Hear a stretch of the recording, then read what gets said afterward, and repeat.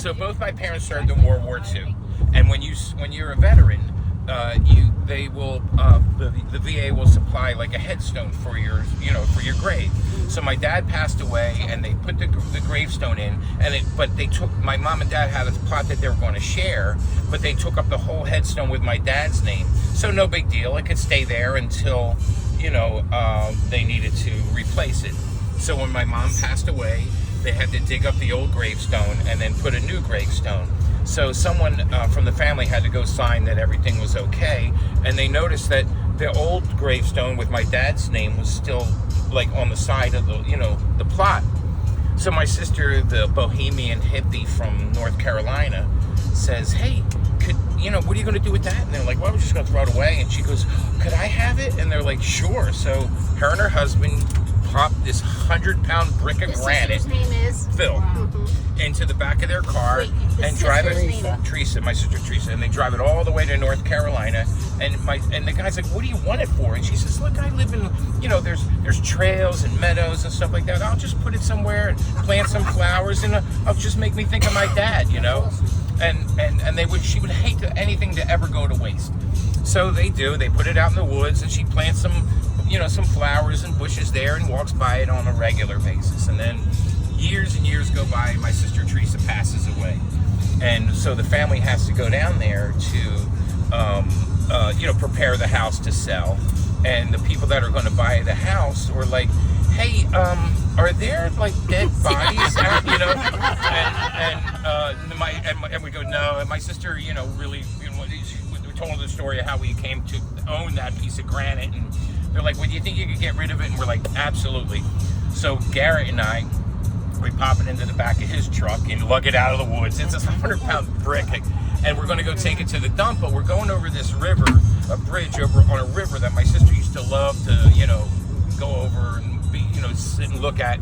So we're like, "Hey, why take it to the dump? Let's just jump it in the river. It's just a big rock, So we take it out of the car and we dump it into the river. No sooner do we let it go, we realize, worst idea ever, because the river is crystal clear, except for all like the mossy brown stuff on the bottom, and this thing lands face up, where you can literally read, Sergeant John Charles Anderson, yeah.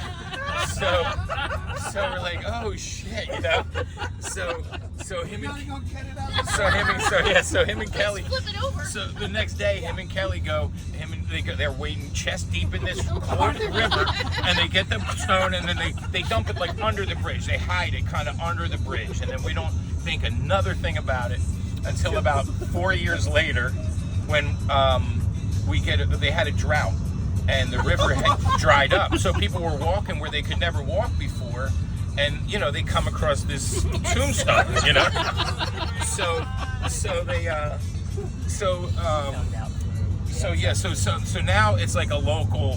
These motherfuckers, they're desecrating the graves of soldiers,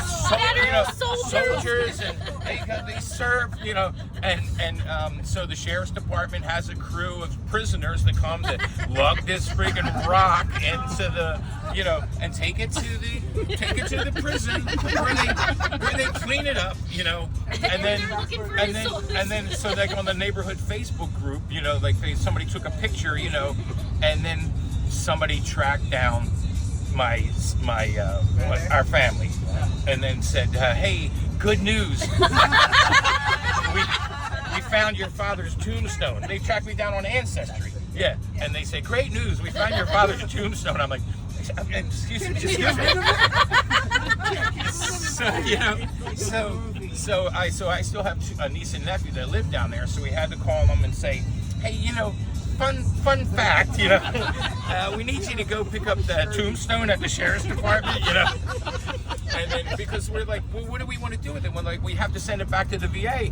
And I'm like, "What are we supposed to do? Just mail it?" "Yeah, just mail it. Thing's a fucking 100 pounds, Yeah, right. So the bottom line is my nephew had to go pick it up and promise to break it up into a billion pieces. Wait, which nephew? Jason, Teresa's son. Yeah. So I pray to God that he did it, because I don't want him to throw it in the woods behind his house and then have my son get a thing. "Hey, great news! We found right